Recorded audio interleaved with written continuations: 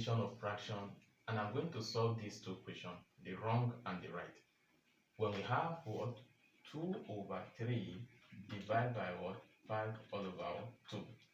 From observation, some students used to say these 2 will cancel these 2, and they'll now have what? 5 over 3, which is wrong. And what made them to do that? In a situation where this question is 2 over 3 times 5 over 2. Yes, you have the right to 2 to cancel 2. Then you have what? 5 all over 3, which is correct if it is times. You can only cancel when you are dealing with times. How do you solve this type of question?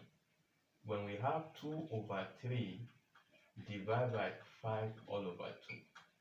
The first thing you have to do whenever the question given to you is division, you change the division sign to multiplication. Change the division sign to multiplication. We have 2 over 3 times. That is the first thing.